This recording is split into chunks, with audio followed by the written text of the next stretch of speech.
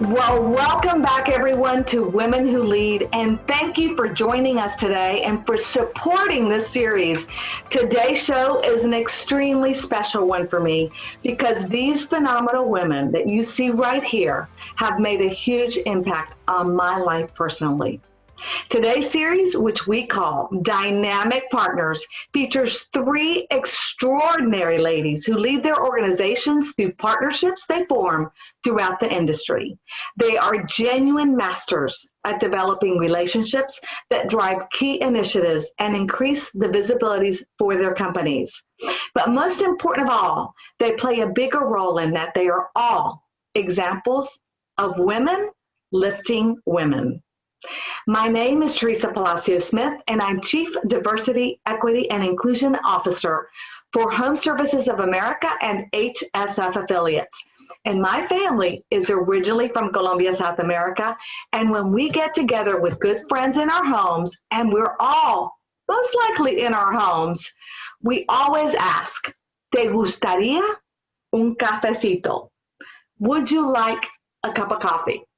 And when we created the show, I thought about the time of the day and how it would be so appropriate for that coffee break. There's a quote that says, "No one cares how much you know until they know how much you care." So please join me con un cafecito as we connect with our dynamic partners, all who prove every day how much they care. With me is Carmen Mercado, who is Senior Manager of Single Family Client and Community Engagement at Freddie Mac, and also past President, kudos, of the National Association of Hispanic Real Estate Professionals, NARA. My world changed the day I met Carmen. She is an extremely special person. She is our RBG, small in size, but mighty in personality and impact. She's a huge advocate for leadership and for identifying talented individuals and bringing them up with her. Marlena Scott. Marlena is Manager of Single Family Client and Community at Freddie Mac and also past Director for the Association of Latino Professionals for America, ALPHA. I met Marlena through Carmen. So it's like 6 degrees of separation, right? At a NARA conference. But even before I met Marlena, Carmen had already told me about this young, talented woman who she had brought to her team. Marlena, I knew the minute I met you why Carmen held you in such high regard. And even now, we've developed such a stronger relationship because of the knowledge and skills and the work we've done and you've done with our company this past year. Nina Fabry, my colleague. Nina is the Director of Preferred Alliances at HSF Affiliates and co-founder and president, and that's right, Nina, of the Greater Miami chapter of the Asian Real Estate Association of America, ARIA. We all love these organizations. I remember the first time I met Nina. It was at an ARIA conference, and it was Gino. He always has a way of scouting talent that introduced us at our booth. You made a huge impression on me, and you were just about to get inducted as president of the Miami chapter of ARIA and invited me to attend, and you kept on. I love that about you. And then we had an opening in our company for someone who could take our Preferred Alliance program to the next level, and when we knew that there would be no one better than you. And boy, has that come true. So are you all ready? Let's get started. Now, let's find out, how did you, this is a question I ask everybody, how did you get started in the business? Marlena, let's start with you, Carmen, and then Nina. Well, thank you, Teresa, for having me, and thank you for such the kind intro. It's been such an honor building this relationship that we've had. But my journey in this industry was actually by accident. I did not know that I wanted to be in financial services or the mortgage industry. A lot of people don't know this, but I wanted to be in sports marketing and business development. So I'm in a completely different ballgame now. But I took the opportunity at my first place of employment, and they introduced me to credit and to anti-money laundering. I said, oh, well, this is where I'm going to be, and I'm going to take hold of it. And then they reorganized us into the mortgage industry. And so as soon as I had a touch of that, I knew this is where I needed to be. And thankfully, my journey led me to Freddie Mac because of their mission of making home possible. It matched my mission of wanting to make a difference. And for being here for the last 6 to 7 years, I think that I've been able to do that. Plus getting to see what the community does in this ecosystem, the magic that's created in helping people get into homes is really a rewarding experience. Oh, I love that. And you'll find that a lot of us aren't, never, very rarely, right, Carmen? Did we ever start there to begin with? Which we got to change that, right? So Carmen, Absolutely. I know if anyone can do that, me Carmen, see that. No, absolutely. Well, thank you, Teresa. Number one, there's the same amount of love that this way and both ways, because we've known each other for many, many years. And never forget how we met, right? Through an NAHREP conference. You were trying to get into a cab to go to DC and advocate on the Hill. And you said, can I join you? We had never met before. And I'm like, sure, absolutely, get in. And forget it. From then on, we really just forged this, what I call this, sisterhood, right? Because I don't consider you a friend. I really do consider you family. But how I got started in the business, I agree. We have to work on changing that, because most of us do join the business by accident. Truly, I honestly had come from Puerto Rico. I had just moved over with my husband. I had 2 out of my 3 kids back then. And I wanted to buy a home. And I started working with a real estate agent. First one wasn't everything I thought she was going to be, but the second one was. And for me, I was, back then I had just moved here. We were just starting our jobs, not even 3 months in.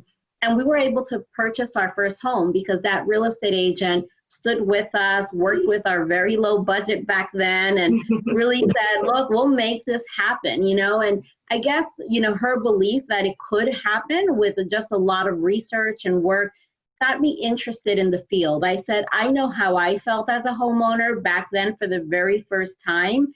And I said, I wonder if this would be a good career path for me. And it took me some time to get to the point where I said, no, this is definitely what I want to do. But I started doing my research. I started taking the classes. I started selling part-time while holding a full-time job with, 2 little kids. A third one followed shortly.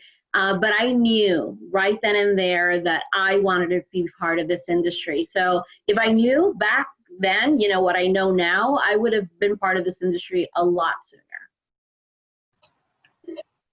And Nina and Carmen, absolutely. I still remember that cab ride, and you're too humble, because what she didn't say is, here I jump into our board of all the board members, and Nina is the president, right? Were you the incoming president, or were you the president at the time? I believe I was president. I'm sorry, I meant Carmen. Yeah, oh, okay. The president, right? When we jumped into that. I was the incoming president then, and I was in the cab with some board members.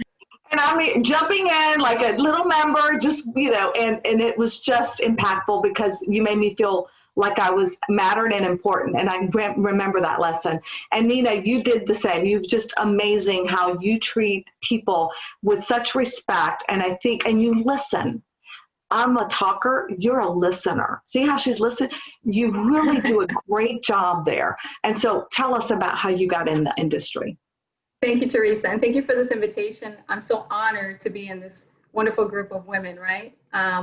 So my entry into the real estate business was just a fortunate stroke of serendipity. Like Marlana and like Carmen, I really that was not the path that I first took. I had just graduated with my bachelor's in business, and I was preparing to take my LSAT to get into law school.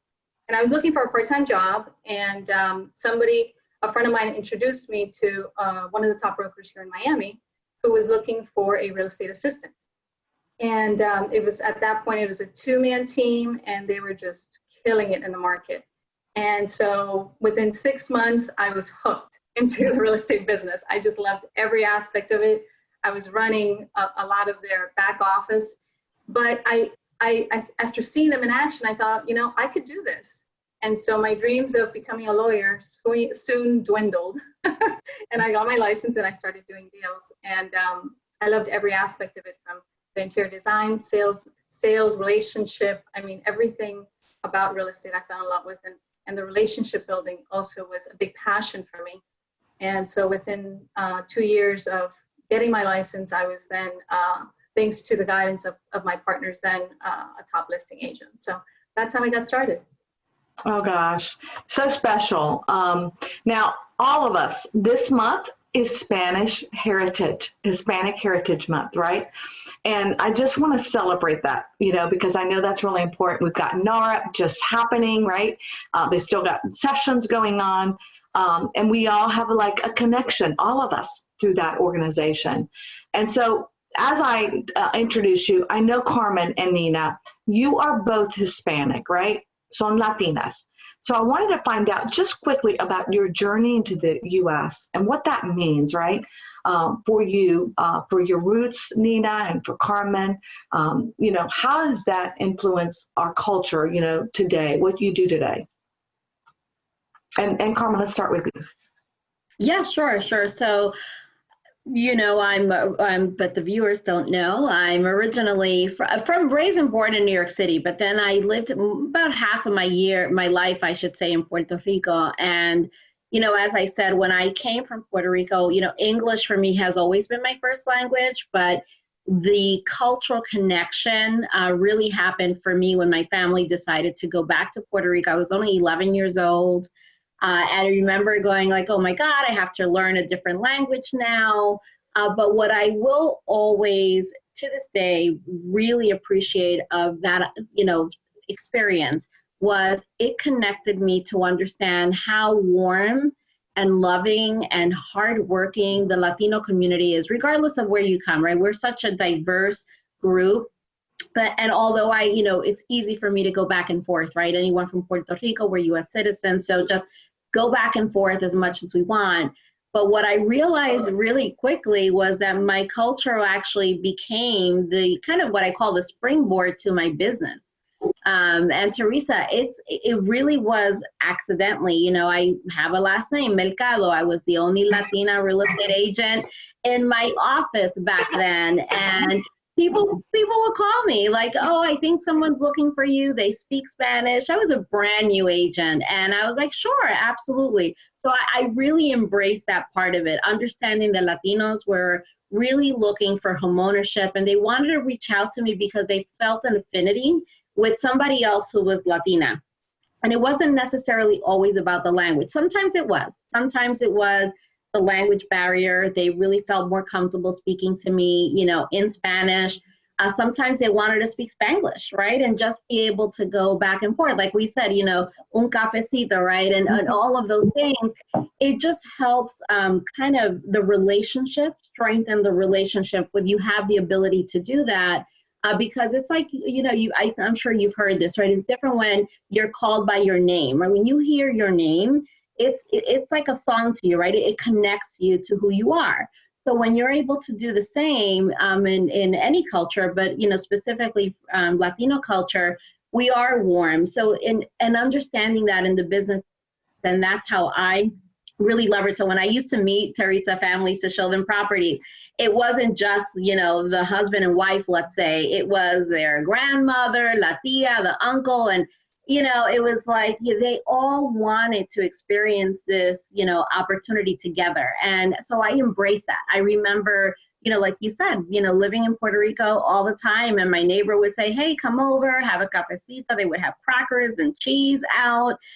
So what I tried to do was incorporate that into my business when I was selling real estate. And I truly, truly, to this day, I always try to remember, look, when you're dealing with other cultures, embrace them, bring them in, be warm if that's what they want. And I think that for me, having lived in Puerto Rico and New York, I was able to merge those two into who I am today. It is who I am. I'm a mix of being raised in New York. I'm a mix of being raised in Puerto Rico, all combined together. And I love it. I love the fact that I have the ability to do that. My gosh, and it's just beautiful, right? Because that Spanglish and that mix, and always for everybody to remember that even though our culture, some of us don't all speak Spanish, but we still have that love of culture. Nina, I know that your journey here was a little different. A lot of people don't realize the difficulties that many families have coming to this country, and you're an example of how you've elevated, even though you had a lot of, drawback, a lot of things happen to you. So share that with us quickly. And I know we may all get our tissues out as we hear from you, because it's just extraordinary to me. Thank you. So I was born in Nicaragua, and I was part of my childhood was there, and so my primary language is Spanish. As a child, Nicaragua experienced a communist revolution similar to what Cuba experienced, and my family went through so much because of it. We lost our homes, we lost our livelihood, we lost our land, and we had to flee to the United States. And it took a while for our whole family to leave. It took about 5 years to trickle into the States. We were able to get political asylum through Ronald Reagan. And so we started from nothing. We all trickled into Miami. My grandfather, who was leading the charge, was able to rent a 2-bedroom apartment. And so I remember coming here, and all 7 of us lived in this 2-bedroom apartment, and just seeing my family, struggle to make ends meet. My grandfather was an affluent doctor, and here, he was a minimum wage worker, and so it was hard. It was hard for my parents. It was hard for my grandparents, and the sacrifices they made to give my generation and my cousins an opportunity, right, to be successful in this country. And the Hispanic culture is a very warm, like Carmen said, a very family-oriented, culture. And so that really kept us together through these struggles. And my grandfather, instilled in us from a very early age, this is the land of opportunity. You can be anything that you want to be. Sorry, I got very emotional. And don't let our sacrifices go in vain, right? And so this experience really defined me in many ways, and has been a driving force for me in my life.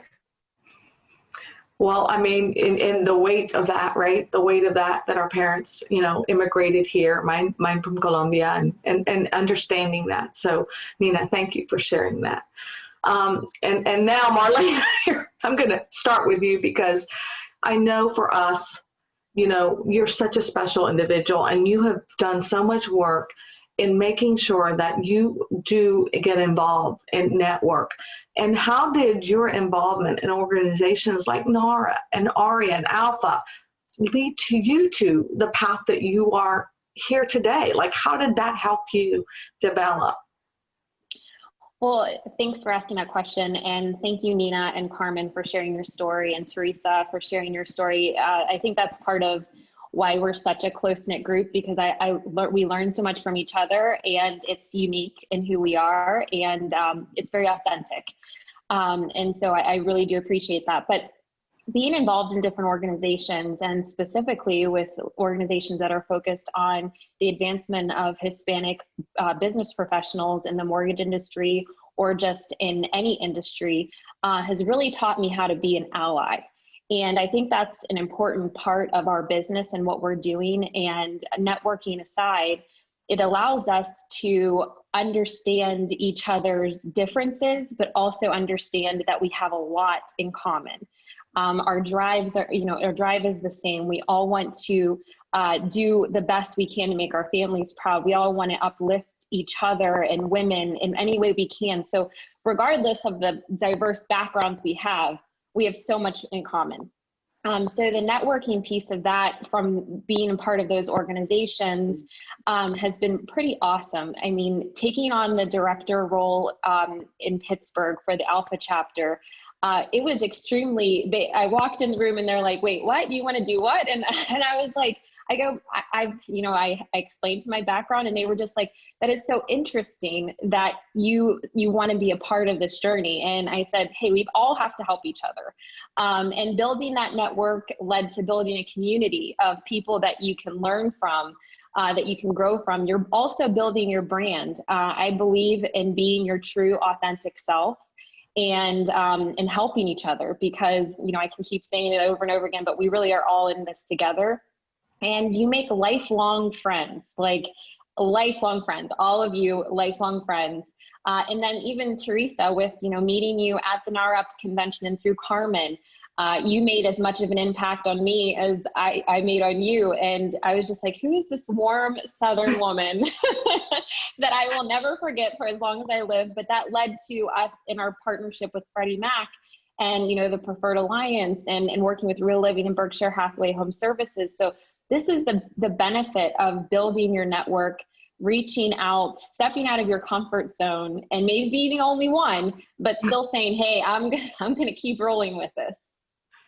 And it's so, wonderful, right? That meeting and the leadership skills that those organizations have developed, and we'll come back to the academy that you started, because I want to make sure you get credit on that one. But, the Preferred Alliance partner, because Carmen, you and I talked about that. Marlena, you have just really worked with our network. And Nina, you've created this opportunity for a lot of companies that may not be aware of what we do and how we embrace and how we offer opportunities to bring in individuals, companies that can help us with our message, with increasing minority home ownership that's sustainable within our companies. So talk about what are an overview. What is the Preferred Alliance program? What does it entail? So that people that aren't aware of that can know a little bit more about it. Sure, absolutely. So think about Preferred Alliances as a toolbox of strategically curated products and services that we offer to our networks, right? To keep our agents and brokers competitive and thriving in this real estate industry that, let's face it, is constantly changing, right? I mean, technology in our industry just continues to disrupt our normal business. And so now more than ever, tools and partnerships such as the one that we have with Freddie Mac, right, with Carmen and Marlena, is essential to empower our agents to thrive and compete. Well, one of the things too that I think is really important to know about the Preferred Alliance partnership is that it's truly an engagement of our agents across the country.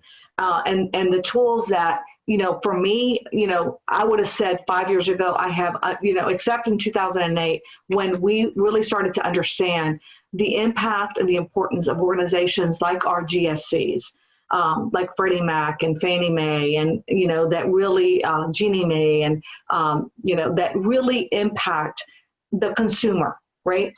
The back end, the loan, right? The guarantee of that loan. I had no clue what it meant. So explain to me the success of delivering those services and making sure what the pitfalls are, to making sure a program like what you're offering, to meet that. And Marlene, I'll start with you. What are some of the pitfalls and partnership that makes us successful? So I'll start with the success. So communication is really a key to a valuable partnership. That goes for corporate as well as personal, right? So it's being able to have those lines of communication open to understand where you align, to really understand what areas of opportunities, and to better, come up with goals and strategies that will benefit both partners. If there's not that communication, that leads to the pitfall of not really understanding the value add that the partnership that you have. Nina, you were talking about, bringing more content and things to your agent network. If we don't have that understanding of the value, then we're really doing a disservice to our members or our network, because we're not taking full advantage of that partnership. So that's one of the pitfalls that can stem from having communication. Or not having communication. And Carmen, anything you want to add to that? No. So Marlena covered it, but I think, when it comes to, you said it, a lot of people, especially in the real estate industry as agents, as a former realtor myself, sometimes you don't think of Freddie Mac, you don't understand the alignment, right? And you're like, why is Freddie Mac speaking to me or reaching out or providing content about, loan products or resources? But I think there, Marlena and Nina both, and you talked about it, is really understanding it's about the communication. Although we don't lend directly, we are part of every single transaction that the real estate agent is having at the front of the sale. Because if it wasn't because of the GSEs like Freddie Mac, we provide liquidity in the market. So what we really do is we provide, liquidity to the lender. So if you're working with a buyer, most likely they're going to need a loan, right? The majority of individuals finance their property. So they need to make sure that the lenders that they're working with continue to be able to have money to lend to your borrowers. Because if the lenders weren't able to sell those mortgages back to Freddie Mac and we go into the secondary market and find investors, they would only be able to lend to the capacity of their pipeline, right? And it would end. So it would impact your business every single day directly because your buyers wouldn't have access to financing. And that's, huge in America, right? We need a 30-year mortgage, especially for low to moderate income buyers. So the way I see it is in terms of the communication and successes is the more you've done a phenomenal job with this in terms of bringing your agents up to speed. As long as your agents and your network are really well versed about the programs and resources that are available, it makes them that trusted advisor, right? So if I'm a buyer, I want to go to an agent who knows a little bit about everything, right? Who can help guide me throughout this process. They may not need to know every detail about the loan, but Teresa, I want that agent, like the one that helped me, buy a house, understanding that I didn't have 20% down payment and be able to say, don't worry, we'll work through this. I have a network of individuals that can help you, a lender who understands these kind of programs. That's what we're trying to do. We're trying to put in front of your agents that kind of knowledge, because knowledge is power and it empowers them to be able to do better business and more business when they're meeting with buyers who maybe need a little bit more just education. So I think that from a success standpoint, that is definitely the success, is take it all in, take the content, and then turn that into business opportunities in your local market. Well, and Nina, for us is engaging our agents so that they really learn a lot about the programs that are offered at Freddie Mac. And so some things that we do, if you could just kind of elaborate for our agents that are out there in the business to talk about. Sure. And our partnership, Carmen and Marlana, you have been fantastic partners to work with.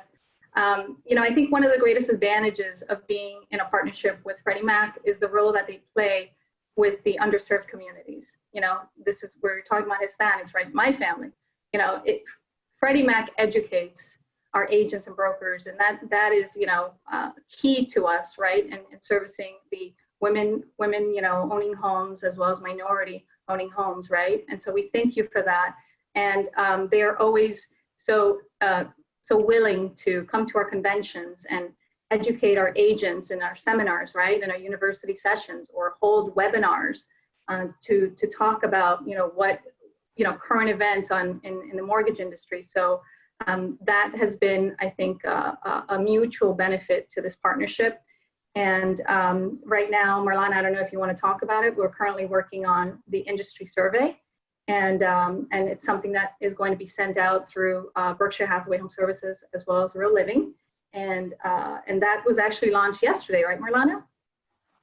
Yes, so we launched our industry survey, and just to give a little bit of background, thank you, Nina, for mentioning it.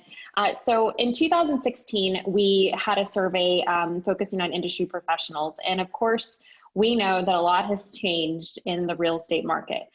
So we thought, Carmen and myself and some of our teammates internally, we decided we need to revamp this and to send this out to see what's going on now. Specifically when it comes to the impact of COVID-19. We know that it is shifting, and it did shift a lot of what real estate professionals are doing. So we have launched the industry survey. All of you should have received the link. It's actually going to be open until October 13th. So you have plenty of time. It takes about 10 minutes of your time, but just engaging with us in that way is going to allow us to create strategies on how to be a better partner, to identify any gaps that maybe the agents need in regards to what Freddie Mac is doing and understanding our role a little bit better. So we're really excited to be launching that and partnering with you guys on that. 10 minutos, 10 minutes, everybody.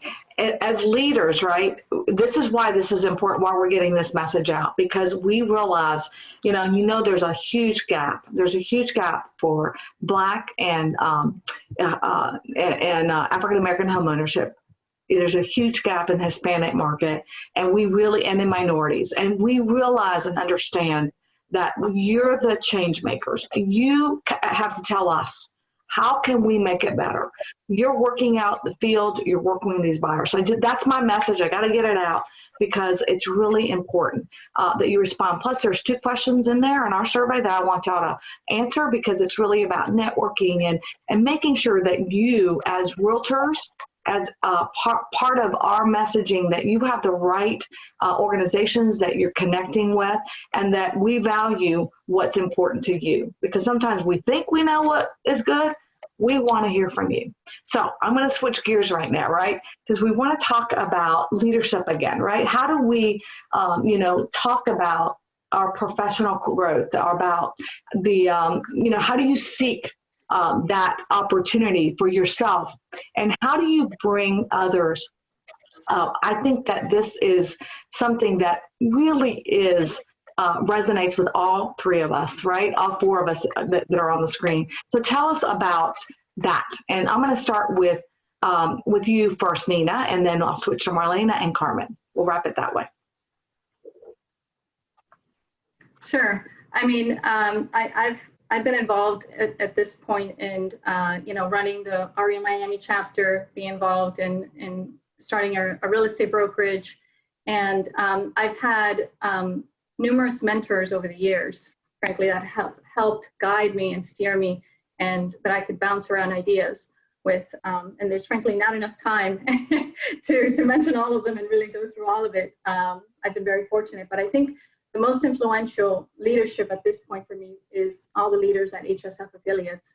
I mean, you, Teresa, have been an amazing, guiding light for me, and someone that I really look up to. Gina Lafari, of course, Michael Jalbert, Alan Dalton, Chris Stewart, are just amazing individuals that have helped me and continue to help me as I continue, in my career path. And I am just so thankful and so grateful to be surrounded amongst such leaders in the industry. My heart made me cry. Marlena. So I would say on the path to developing yourself, just going through my journey, because it is a little bit different than being a real estate agent or being on that side of the business, there's a little bit more corporate collaboration that is needed, if you will. So what I did to keep moving and to also take on some of these other roles and meet some great mentors, as Nina was talking about, I asked for more work. I went ahead and did maybe not the most glamorous jobs, but or tasks that people might not want to do. But what it does is it introduces you to other people. You get to interact and you get to listen, as Nina was saying earlier, and observe and learn. And then that's how you grow. And that's really what's added to where I'm at today. And then of course, working with great people, I call it, a community of greatness. You want to make sure that you are surrounded by other people who uplift each other, who are passionate about what they're doing, but also can hold you accountable. And I have to say, I have had a lot of mentors as well along the way, and Carmen has been one of those. I've learned so much because I wasn't on the customer facing side of the business in working with realtors. And I learned just the growth that I can actually look back a year and a half ago and say that has happened. I have to, give kudos to Carmen as well as, Sam Luna, because they really took their time with helping me grow along the way. And then also, I think one thing we figured about on our career path is that through our work, we then develop sponsors. sponsors you don't ask for sponsors. They come, they find you, and they are looking at your work ethic, your character, you know, what you bring to the table, and they're the ones advocating for you while you're not in the room. And that really is key to, you know, to keeping, you know, moving forward. And just, you know, like I said, that circle of greatness, surrounding yourself with good people. I love that. Carmen?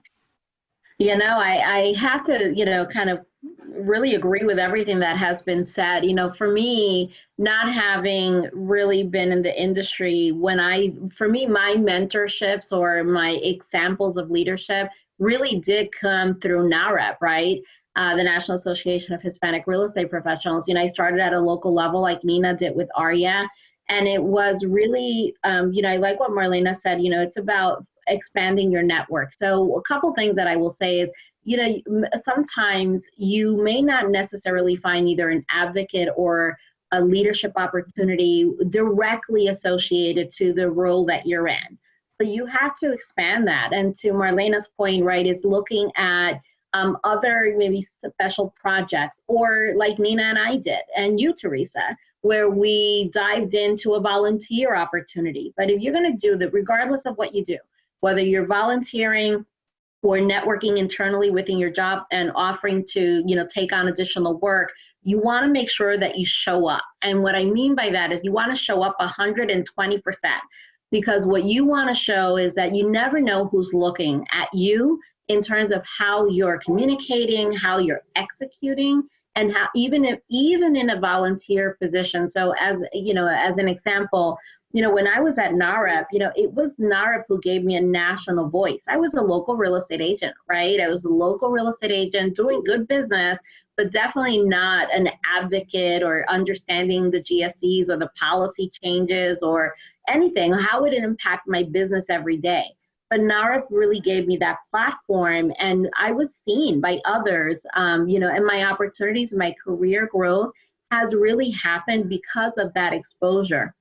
And within NAHREP, I do have to give them a lot of credit, Teresa, because within NAHREP, I really was able to see some amazing leaders that came even before me, and you know them, and it's too long to list, but like Frances Martinez Myers, who was the first chairman woman of you know, NAHREP, and Mary and others. But what I would say is that, you know, these individuals, number one, they were indirectly my mentors, because I just looked at them and said, I want to be like them when I grow up, right? If they can do it, I can do it. But then it took a different role where they formally took me on and said, you know, you can do this. And they believed in me, maybe even more than I believed in myself at that point. So for me, I take that to heart. There's so many people that I just can't even mention them, like Nina said, but you know, I have a lot of male, you know, leaders that I look up to. And Marlena mentioned one of them, you know, Sam Luna and Danny Gardner and others, Mike Dawson.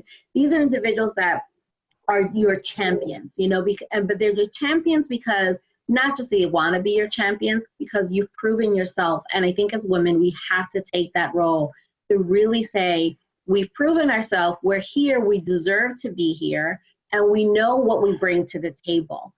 But at the same token, last thing I'll say and pass it back to you, Teresa, is we should always look at how we can help bring others along the way. And honestly, my best compliment would be to see someone who I may have mentored directly or indirectly surpass me, where I can see them, you know, in even a larger role, and you know, just keeping an open mind that we should always help each other. To parallel, move up, or just bring up others that we can. I think it's extremely important and extremely necessary. Oh, wow. Just, can y'all see why? This is such a great group. And also how they've influenced me. And Carmen, I just have to give you that, because you were somebody that was an advocate for me, took me on very early on, made me know and believe in myself. And to this day, you know, we all have those people that we go to. Nina, I have conversations before, hey, what should I do? You know, I'm at this path, or should I take this? Or, and you know, obviously all three of you are women that we can talk to. And also Carmen, for you, you know, I've called you and I've had my lowest moments and I'm like, what do I do? Where should I be? But that's what we need, because your legacy is not how well you did, it's how well others do, that you are able to influence, even if it's just in a bright spark in that moment, that you made them believe in themselves. And I think that's what all of you do for me. And Carmen, you especially, for the work that you've done with me. So I just want to make sure I give you a shout out. And I know you've done that too for others. I know Monica Lacroix, right? We all know Monica. I got to give her a shout out there because I know she'll be watching. And all the other people that you've influenced and touched, Carmen, and made such an impact with. So I'm going to ask, we're almost running out of time, but I want to ask one important question, and that's with Nina and with Marlena. You are our millennials, right? And you know, so what advice, you know, would you give to young women, right, that are, you know, coming behind you, or that, you know, to what they need to be doing? Because I think in my personal experience, we need a stronger sisterhood. We need to bring each other up. And that doesn't always happen, you know, for women of color. And let's just be out, you know, obvious and honest, because sometimes we get a little catty or jealous of each other. That happens quite a bit. And so sometimes they're not always our best friends. You know, they kind of put you down, right? So what advice can y'all give to other women that will help them move forward in their lives? And I'll start with you, Marlena. Well, I'm glad you said that, because Carmen and I talk about it all the time. I just think it's an area of opportunity for us as women of color to do better in bringing them along, bringing people along. But as far as millennials go, and being on the older side of millennials, I look back at my younger self, and what I would say is you have to get involved. You can't be afraid to sit on the sidelines and speak up. And I think what we struggle with now is having a voice. And we think that we haven't checked off enough boxes to keep, you know, moving forward. And we're afraid to ask for help because, you know, maybe someone wasn't as approachable that, you know, we were looking for, you know, their support or something. So I think it's okay to ask for it and ask for help. Take on some stretch objectives or goals for yourself. Get outside of your current work environment and make other networking again. So make other friends that can help, you know, maybe you can have someone who gives you advice there. But I think it's really important for us where we are is to not let those ones that we see maybe scared to jump in, to pull them in. I think that's really important to the success in building a pipeline is we have to be able to pull people in and say that, you know, it's okay for you to be afraid, but you got to at least try. And I want to give a shout out to Monica as well, because she is awesome. And she's my other millennial sister here at Freddie Mac. So, and she has been just great at just jumping in and diving in as well. So I just want to throw that out there. I love it. Nina? You know, I can't agree more with Marlena and everything that she said. As a millennial and as a female in business, you know, Teresa, you and I have had this discussion. You know, it's important to have a sisterhood of like-minded women that help each other and build each other, right, instead of breaking each other down. And, you know, one of my favorite books is Sheryl Sandberg's book, Lean In. And she says in there, don't underestimate your abilities. You know, we so often as women and, you know, minority women in business, we face opportunities and we don't have confidence in our abilities, and we should, you know, face. And if I had anything to say to my younger self, right, is don't allow your self-doubt to stop you from taking new opportunities, right? Enjoy the journey, because so many times I was introduced to an opportunity and I found it as a challenge and I took it on and I conquered it, but I didn't take time to enjoy that achievement, right? Because I was like, okay, gotta move next, gotta keep moving, right? You know? And so enjoy the journey. It's not an easy path, but it's fulfilling and it's rewarding, and you're only going to grow. And that's my advice to younger women. I really like that advice. So last comments, any words? Because I can't believe it. We are out of time. Books, quotes. Didn't this go by fast, right? It that did. you have, It really did. that you can share with your audience. It's just like having a great conversation with great friends, and I hope our audience is loving it as much as I am. Well, thank you, Teresa. I will say for me, just two closing comments. Number one, I don't say this because Marlena's on the phone or, with us here today and also Monica, but, it is really about building a team of strong leaders, right? That, always surround yourself around smarter people. Because I learned so much from Marlena and Monica, and I call them all the time. And Teresa, you and I are on the phone all the time as well. And Nina, I may just have to poke your brain one of these days too. But I would say surround yourself around really smart people. Don't be afraid that they have an A personality. Sometimes we shy away if you're an A personality to bring on more A personalities into your team because you think you're going to clash or it's not going to work. No, that's where the spark happens. That's where the dynamic happens because you are all so driven. And as long as you're focused on the same mission and you have the same core values, not only for your company, for your team, but for each other, that's where the spark happens. In terms of books, one that I love just because of the title itself and the meaning behind the title, and it kind of goes to what Nina said, is becoming, right? Because we are becoming. I don't think you ever reach your final journey. It's an ongoing journey, a lifetime journey. And you learn something every day, whether it's from somebody who's been in the business that's older than you or so many times people that are much younger than me. So I say enjoy the journey, know that you're evolving every day, and just bring each other up. That would be my last words to all of you. Oh, I really take that to heart. I'm going to check out that book. Marlena. So I also love that book, and that was actually the one I was going to leave with, but it just shows what the impact is.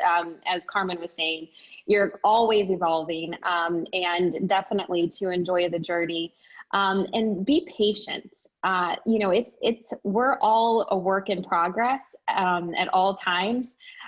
Sometimes it takes a while to uncover the diamond, but eventually we get there, and it's okay to fail. It's okay for you to have missteps. Don't let that get you off course with what you are aspiring to be, because we've all done it, and it's just get yourself up and brush yourself off and try again. And I have one quote that I really think it represents me, but I think it represents so many of us, and we should definitely try to do this. But it's from Maya Angelou, and it says, "My mission in life is not to merely survive, but to thrive, and to do it with some passion, some compassion, some humor, and some style." So I want to leave you with that. I hadn't heard that one, so I like that. Nina? So one of my top books, I would say, is Lean In with Sheryl Sandberg. And some advice I'd say, just don't let your self-doubt get the best of you. Take on new challenges in your career and go out and make your own destiny and take a seat at the table. Wow, what a way to end this. You all now see what I've seen all along, right? Your eyes are open to these great, talented women. I received a beautiful plaque from Bob Watson when I first started the show, which totally took me aback. Everyone knows Bob Watson runs our global training network. He's vice president of it. And this is what it said on it. And it just really touched me. When women support each other, incredible things happen. Empowered women empower women. Please make sure you comment, like our page, join our YouTube channel, and join me again October 14th, 2 weeks from today, when we zoom in. And that's when Women Crush Wednesdays, right here on this Facebook channel, when we're going to feature our luxury market leaders. Joining me is going to be Christy Budnick, President and CEO of Berkshire Hathaway Home Services Florida Network Realty. Ellie Johnson, President of Berkshire Hathaway Home Services New York Properties, and Lori Lane, Senior Vice President, Luxury Collection, New Homes, Corporate Marketing, City House, all those for Berkshire Hathaway Home Services Georgia Properties. We're going to have a great show. Thank you for watching the show, and please to remember, always, always bring other women up the ladder as you climb to the top. Thanks again, and see you all in 2 weeks. Thank you.